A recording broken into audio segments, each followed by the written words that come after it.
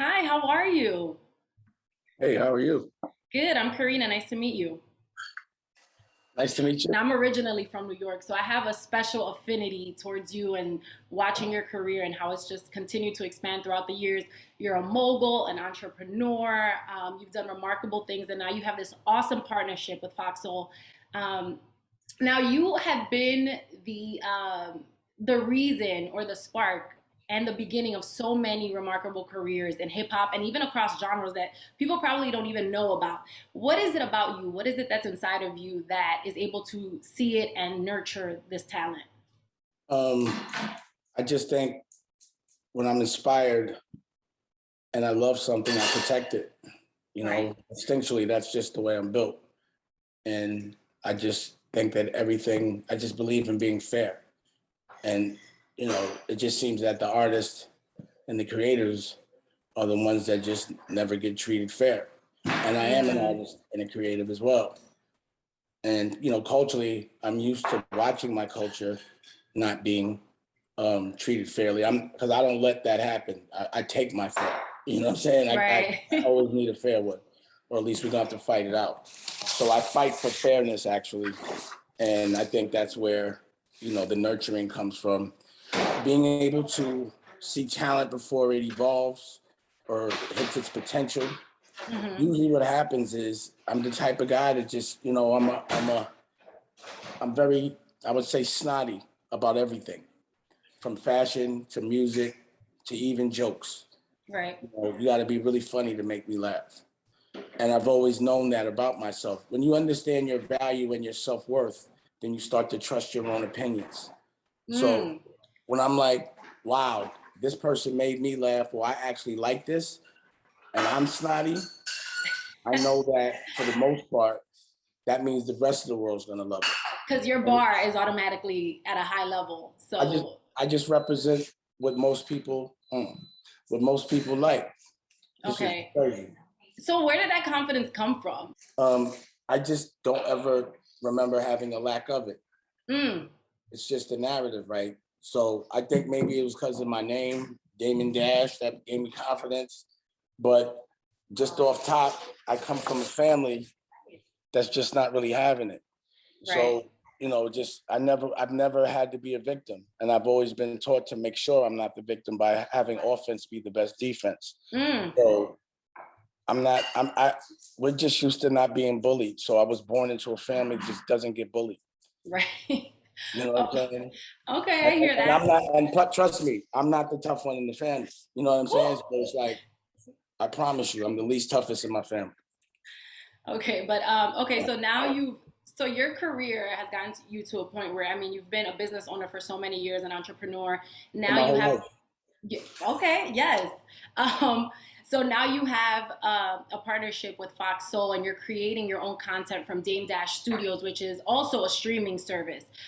So can you talk to me a little bit about that partnership? Fox Soul has been great, and it's movies, and it's TV shows, and it's music, and it's fashion, and it's Mm-hmm. education, and it's therapy, and it's forbidden knowledge. For television, for me, things are meant to distract us. You know, unfocus us from what's really bothering us. That's Right. what entertainment is.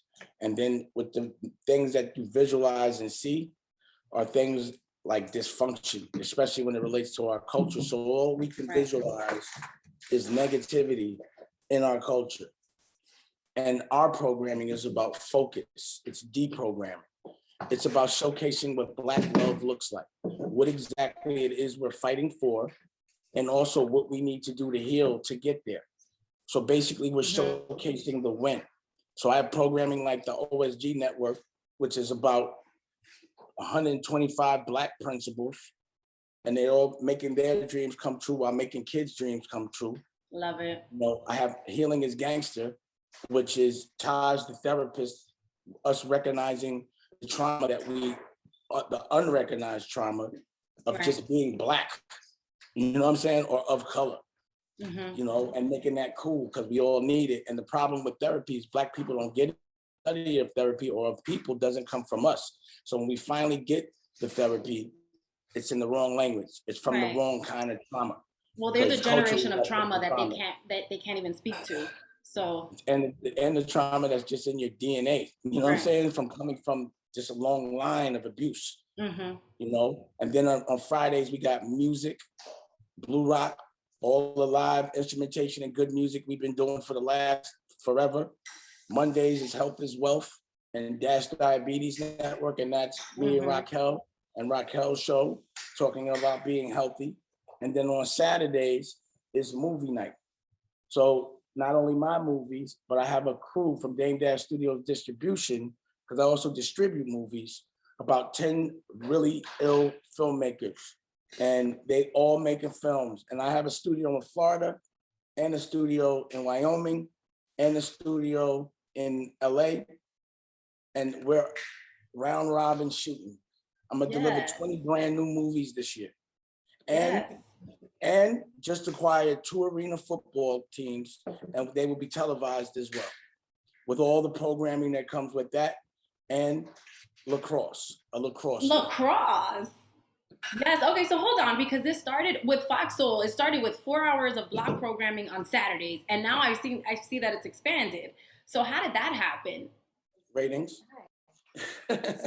So you know, again, graciously they gave us Saturdays, those 4 hours, and we performed so well, it turned into 6 hours, and then we performed so well, it turned to an hour a day, and the movie hours, I guess that's about 4 hours on Saturday. So you're big on ownership, and I know that for a fact.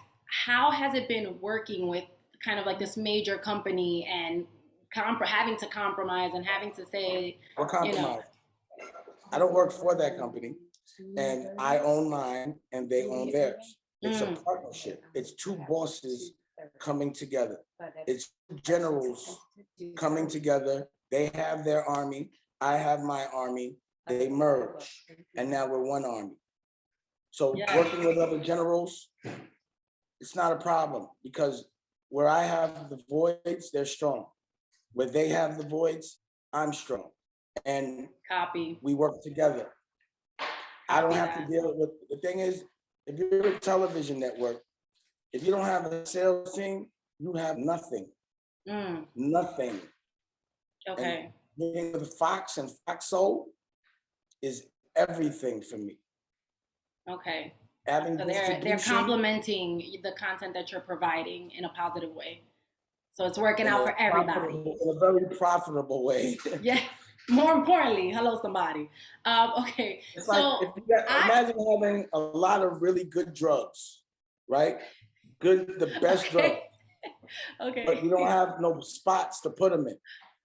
But my thing is, when your drugs are good, eventually they'll come to you. So it's just more of a patient grind. Gotcha. Now, okay, so I heard, you just said that you've got 20 movies coming down the pipeline, and I heard somewhere that Paid in Full, too. That's one of them. Yeah. Well, it's going to be, you know, to me, Paid in Full is a franchise, so it's going to be a lot of things. You know, there's an effect, the Paid in Full effect. So there's the car, the culture, what happened after the movie. Right. There's that, so there'll be an A&E drama. I mean, like a series? Yeah. It's going to be, I mean, why wouldn't I make a movie, a TV show, a documentary? Why wouldn't I do all that?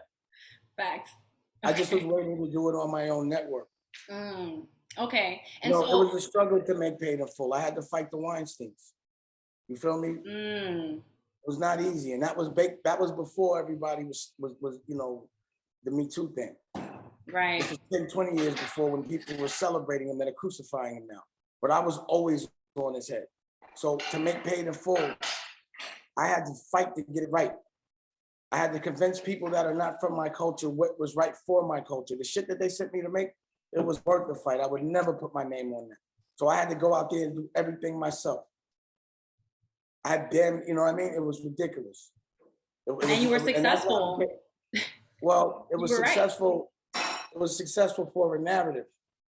But if you look at, you know, what's pop successful, it's didn't get an Oscar, didn't get an award, didn't do 100 million. But what it did do is it gave my culture something to cherish. It's the gem again. And that's what I am. That's really what I consider myself. You know how Paid in Full is a movie that everybody loves, but you might not think is recognized by pop culture? That's It me. is. I'm Yeah. paid in full. I'm paid in Oh, full. You feel me? okay. Yeah. I like to I see make, what you're saying. I like to make vinyl. Mm, I don't want to be recognized by pop and not respected by my culture. I'd rather be a hit record, a hit movie, a hit fashion within mine. well, it's the difference between And don't being take a that to give fad me and being respect. timeless, right? And Like, don't take that. And also, I want to give a very big shout out to my godfather of fashion, Andre Leontali. You know, R.I.P. he Yeah. did so much for us, and he fought so hard for us, and people don't even know. And I just wanted to give him that. That's a dude I really wanted to celebrate while he was here. I really did. He did a lot for my family. I mean, for Rachel, for me, even my daughter. My daughter put out a book. He did the book tour with her, and I Oh, got the receipts. You know, real family. You know what I mean? So I want my culture to be able to participate in that fashion family. But if right. they don't know how, then they won't. And like not everybody had an Andre Leontali to give you guidance. I was lucky enough to get. He told me everything I needed to do to get Rachel and what I needed to do for fashion. And the things he taught me, I still imply and implement daily. I mean, but that's still something that you can do for content, even if he's not here, like in honor Well, of him and his I life. really, what I have said was I wanted to honor him here while he was here. You know what I'm So that saying? means that something's in the works, AKA. It means out of respect, something got to be in the works. I don't have a choice. I It's feel going to you. be on my brain for a while. Right. You know, there are people that have transitioned that I was Mhm. able to give their flowers to. Right. So when they transitioned, I felt that ease a little bit. Right. Like they knew at least how much I loved them. I don't know if he understood how much love I had for that man. That's beautiful though, and I think at least his family will know or will receive that kind of love and affection that you feel for him. So It's different, but I that know. type of shit makes me sad. I'm sorry. It's like one of So those things that you're like, I don't know what to say. I'm sorry, but I think it's there's beautiful that you're working nothing on I can do something. about it. Right. Once there's nothing you can do about it, that's when you feel like you lost a little. So that's the only time I feel like I lost is when I can't appreciate the people that gave me love. He gave me love, the type of OGness like that nobody else gave me from my culture, and that's why I love him so much. You think he doesn't know that though, or you think he didn't know that? I think he probably did. Well, So don't beat you know, yourself up over that. things got tricky because of Rachel, so to keep a Yeah. certain amount of space so that they could have a decent situation. So, Sure. I mean, I know he knows how much. I mean, but no, I don't think he knows. I really just wanted to buy him an old Rolls Royce. That's what he wanted, an old Rolls Royce. Well, That's all I this wanted to do. you'll overcome this loss. I mean, I don't. You've actually experienced. Listen, let me tell you. Trust me, I've dealt with loss. That's what I was gonna say. You've dealt with So, you know, enormous amount of it. It's just a regret. And I Yeah, don't like to live with any regrets. I hear you. So that's one of them things. It's like, but that's all right. We can move on. I'm good. Okay. So speaking of your network and showing people their flowers while they're here, you have also given your wife an opportunity to, huh? No, I'm saying. You've also given your wife an opportunity to showcase her talents and her skill set with her show, teaching us how to create these vegan meals. And then you come on there and you're like, what is this? I don't know what this is, which is awesome. What's it like going to work with your wife? I don't know any other life really. So that's what In Love for a Living is. Like, I don't understand this thing where if you're in love with somebody, you should want to see him every day, all day. Right. You don't want them going away from 8 hours and having some other dude telling them what to do or women, whatever. You know what I'm saying? So that's always been my method. I create businesses with the people that I love so I could be around them all day. I love that. That's beautiful. So everything always feels like a date. Like right now, every second feels like a date around me. I love it. This is what that's, you know, and I got my son, you know, everything I love is in front of me. Everything I appreciate, not everything, but it's just, you know, when you make I think every man's job is his only job is to make his woman's dream come true. That's the only thing that a man is here on the planet to do.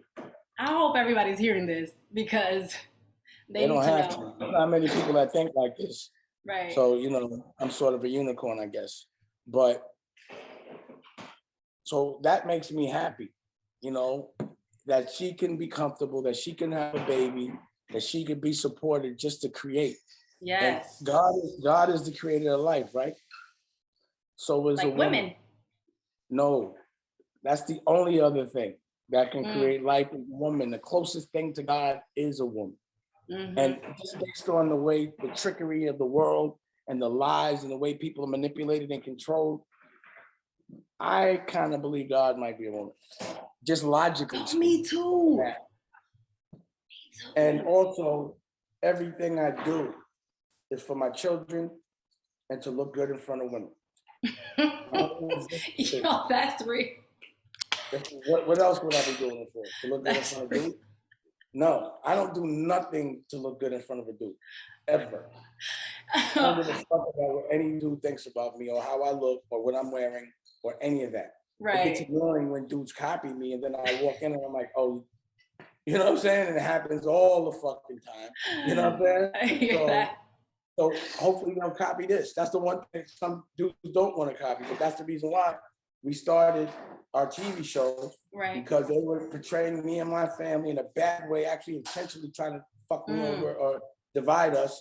Tara, what's her name? Tara Reid, right? It's Tara Long. Tara Long from U1, and the what's the channel? The fuck was it on? We Channel. Yeah, We Channel. Mm-hmm. So I was like, yo, first of all, y'all not even paying me enough to be on this show. I'm only doing it for my kids. Second of all, I got my own network. Third of all, fuck you. I'm going to go and do my own show and showcase the love that we fight for, not the dysfunction. And also that shows the importance of ownership, right? Like that's another lesson in why people should try to own their own stuff. I don't even know any other way. Right. You got to think when you're on a reality show, unless you got a certain kind of contract or you're part of a certain union, you don't even get no residuals. That shit goes into syndication, you don't even get no money. Like you can't be walking through a strip club at a certain age just because you want a reality show when you're younger. Right. So you got to have some kind of ownership or get some sort of passive income. So ownership makes it where you can sit by the pool and get money for something that you did 10, 15 years ago.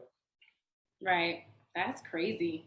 Now hold on, because let's talk about the music, because you have a band. Talk to me about this band. What kind of music are we making? What's going on? When are we gonna straight rock and roll? Straight rock and roll. I'm Billy Pablo. But this is not your first rodeo with rock and roll, because Black Rock was rock and roll and a hip hop fusion. That's impressive. Oh yeah. Yeah. See, again, another great project that would be looked at like a paid in full. Only you got to be in the know to know that. Yeah, but that's how the Black Keys got their push to become who the Black Keys became. Yeah, but that was my thing, rock and roll. To me, like you can't get money in my neighborhood unless you get money in your own neighborhood. So being that I was very credible in hip hop in my neighborhood, I wanted to go and see what's up in their neighborhood. And then what I realized is this is actually my neighborhood and they pretending it's theirs. So I just think I'm a bigger rock star than all of them. Right. So I made my own rock and roll. I have the best guitar player on the planet. His name is Tash. Best living, breathing, doing verses with any guitar band ever. I don't even care. He the best. So what are you doing? Are you rapping? Are you sick? Like what does it sound like? I'm just like itching to know. Well, you can see what it looks like because we play videos in the documentary on Fox Soul. And I'm sorry I'm eating wrong, but you good. I'm really sorry about that. You have Spotify? I do have Spotify.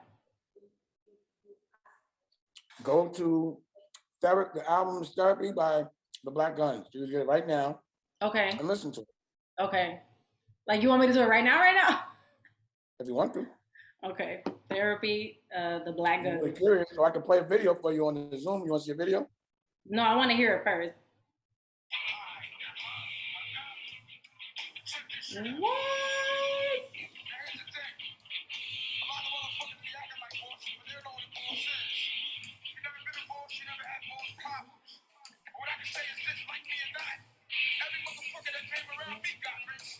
That's a fact.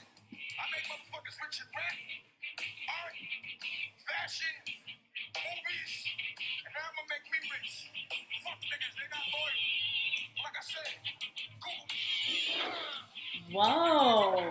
I know who got rich. Every nigga I know got rich. Every nigga I know got rich. You know a nigga that I know that they can get rich. I make This niggas this rich. song right here it's like the if you had a song to describe or a chorus to describe what you have been in our culture and in even beyond this genre, right? Like you have made a lot of people rich, a lot of people, a lot of money, and more importantly, a lot of people. You've made a lot of people credible. Like I mean, people that people don't even think about, like the Black Keys, like Victoria Beckham. Remember when you were Victoria Shit. Beckham? How the fuck you know about everything, huh? Hello, I'm from New York. Like this is Not everybody history. from New York knows all that. I did that in London. You know what I'm saying? But you helped I her definitely pop brought her in down to London Harlem. by I forgot I herself. brought Victoria Beckham to Harlem. I gotta get that footage. That shit is hilarious. But that's what like. Huh? What is that like for you? Like, do you wake up every day like, yo, I put these people on, all these people. Wiz Khalifa, like Kanye. I mean, everything. Yeah. I don't know. I don't know. I don't look at it like that. I don't know. It's fun. It's all I know. So I don't know how it feels not to be doing that. You know? Okay. I haven't been wrong No. ever as an adult. I've not been wrong since I was No. like, I just haven't been wrong for my adult life at all. Right. Actually, you know, I started when I was a teenager. So I don't know. That's what I'm saying. I don't know. So okay, I don't but know what no was other it? way. I'm born into winning. But what was it that started when you were a teenager? Because didn't you like you used to work at barbershops and stuff? So like what? No, I owned a barbershop. I owned a barbershop. It's like get it right. Yeah, I was a teenager. I had a barbershop. They were Okay.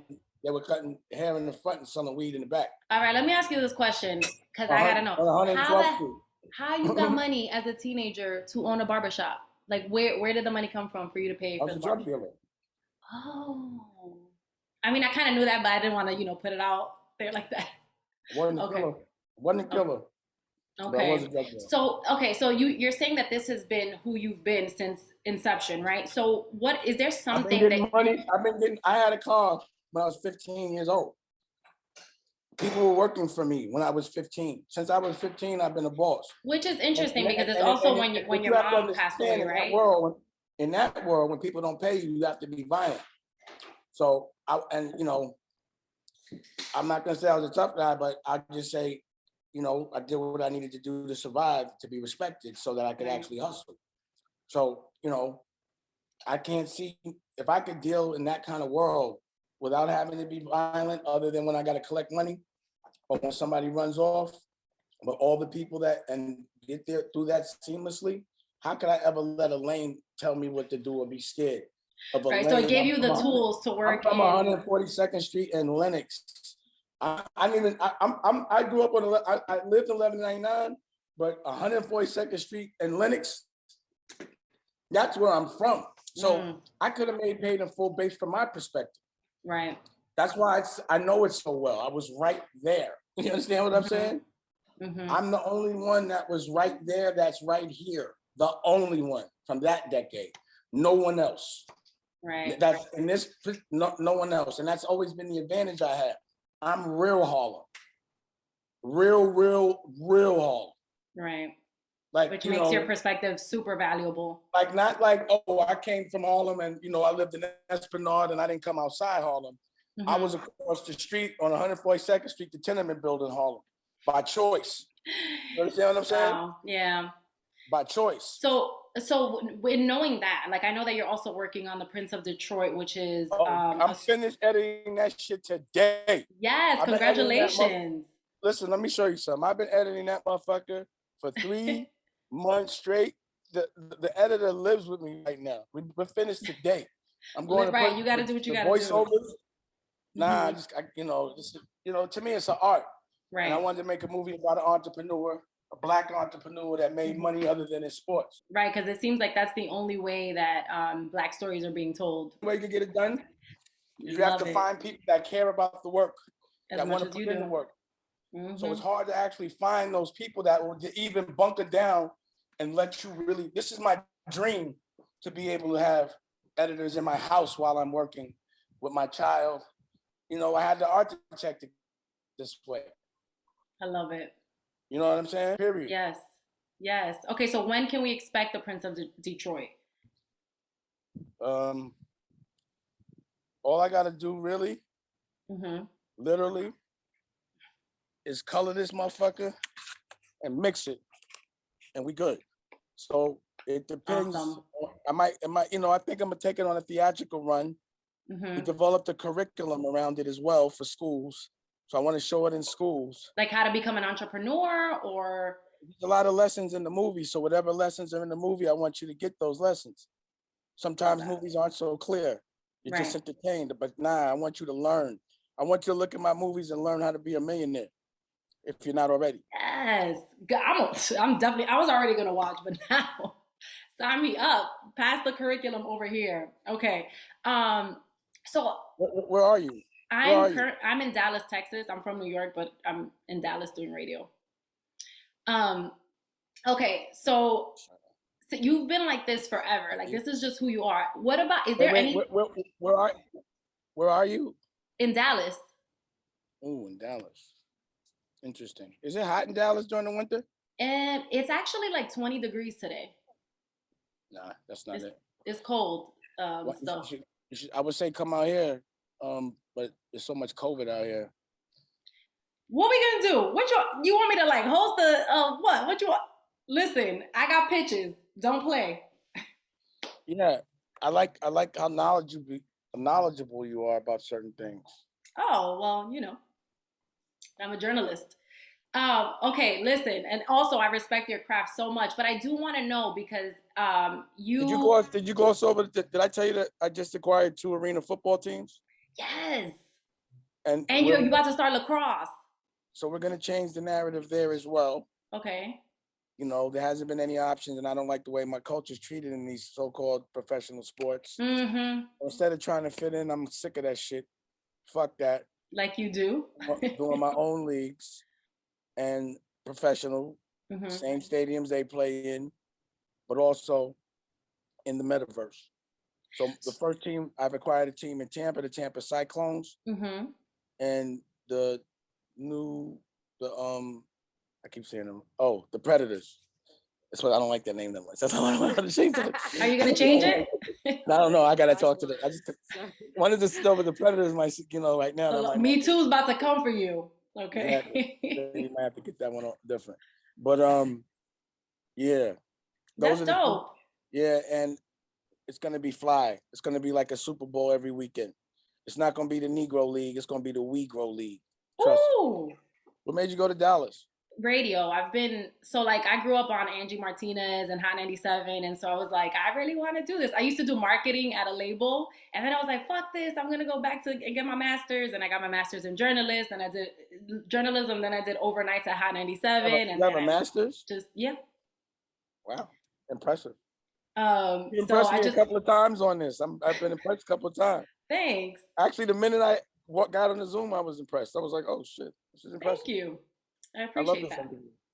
It means a lot. So I've been bouncing around for radio ever since, like, for the past 6 years. Anywho, you're an inspirational figure, okay? And I feel like a lot of people don't get to see that side all the time, and now they do because of the content that you're putting out. But what is some question? Do you expect the oppressor to showcase us winning?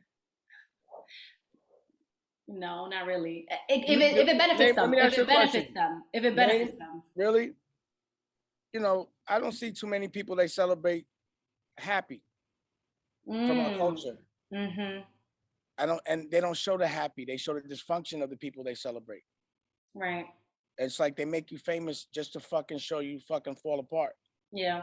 And I'm not with all that. To get to that kind of fame, to their standard, you know, to break a social class, when you go from being broke to rich and say, yo, you want to go broke again, then you better act this way. So have control over your narrative instead of allowing They're you to never blossom. going to show us winning. We have to show us winning. They don't ever write about the principles, the OSG principles, ever. They come see me 30 at a time. I teach a class with them every Tuesday for 2 years. We feed kids, we do all, they never report that shit. Right. Never. Ever, never, ever, never, ever. I'm about to do something with this technology, you know, for the NFTs and the metaverse and the multiverse. So big things are happening there. Well, I'm glad. And if you could, also another thing that you could do is teach people, like in urban communities, how to get involved in that. Because I think there's a lot of confusion about how to get involved, how to get started. Even I myself, we have a show. Cash is actually doing a show. There'll be a lot of education on the network, and I love it. With the sports leagues, we're going to provide everything for our culture that they don't provide for us. So there'll be therapy, there'll be health, there'll be financial literacy, economic empowerment. Financial literacy. All of it is important. Well, thank you so very much. I am, you talked earlier about not giving people their flowers when they're here. And so let me give you your flowers and tell you what an impact you've been to people. You should let me give you from some my community. flowers. I'm going to give you some flowers. No, I'm serious though. Like you are. But I'm serious too. I'm going to give you some flowers. Okay. For a woman to give me flowers, I appreciate it. But it's hard for me not to have the urge to give you flowers. But I'm going to give you some real ones, some physical ones. Well, anyway, this is about you, not about me. So thank you for what you've done in the culture, who you've been in the culture. I think that you continue to make an imprint. And I do think that people don't give you enough credit for all of the careers that you've made. I get, trust me, and I appreciate it. And I love that you feel that way. But I do want the world to always know that within my culture, I get all the flowers. You know, and that's all that matters. And I appreciate, and that's all I care about. Mm-hmm. And I appreciate my culture appreciating me. I appreciate my culture really knowing what I've been fighting for. You know, I don't expect the people I'm fighting to celebrate. I have no expectation of that, and I have no desire for that. They start celebrating me too much a certain way, that means I'm doing something wrong for my culture. Well, I thank you. A gem dropped by Dame Dash, ladies and gentlemen.